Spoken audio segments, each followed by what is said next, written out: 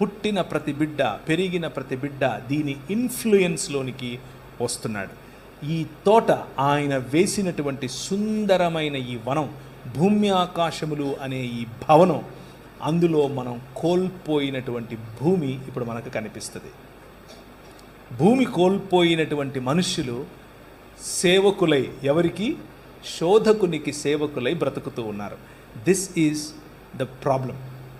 ఈ ప్రాబ్లం నుంచి విడిపించటానికి వచ్చిన వాడే మన ప్రభు అయిన యేసుక్రీస్తు. అయితే యెషయా గ్రంథం మొత్తాన్ని గనక మీరు చదివితే, ఇప్పుడు సమయం లేదు, దానికి ముందుగా యెషయా గ్రంథం పోవటానికి ముందుగా ఒక్కసారి చూడండి దయచేసి.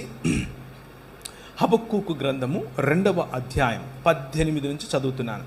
చెక్కడపు పనివాడు విగ్రహమును చెక్కుట వలన ప్రయోజనమేమి?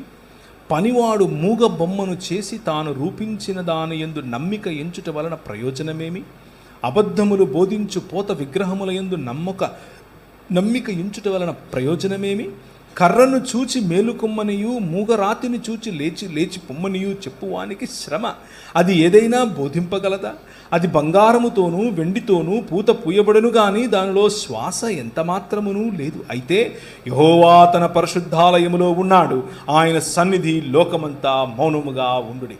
ఒకవైపు మనుష్యులు చేస్తున్నటువంటి శిలలకు ప్రాణం పోసి, లేకపోతే శిల్పములకు ప్రాణం పోసి మూర్తులుగా చేసే ఆలయమును గురించి మాట్లాడుతూ, వాటికి ఏమాత్రమూ శక్తి లేదని, వాటిలో ఉచ్ఛ్వాస నిశ్వాసలు లేవని, అబద్ధములు బోధిస్తాయని చెబుతూ ఉన్నటువంటి ప్రవక్త దాని వెంటనే, కానీ ఎవరు?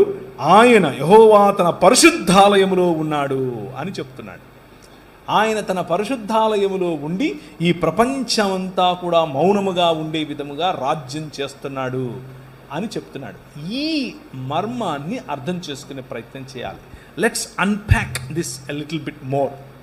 ఆ అన్ప్యాకింగ్ క్రమంలో మీకు గుర్తుంచుకోవాల్సినటువంటి విషయం ఏమిటి అనంటే, క్రీస్తు యొక్క రాకడ ఈ అంధకార సంబంధమైన దురాత్మ సమూహముల యొక్క అధికారం నుంచి విడిపించటం ఒకటైతే, రెండవదిగా శోధకుడిని అందరి ముందు నువ్వు మూగోడివి, నువ్వు చెవిటోడివి, నువ్వు చేతకానోడివి, నువ్వు నా ప్రజల మీద అధికారం లేనోడివి అని నిరూపించటం కోసం వచ్చాడు.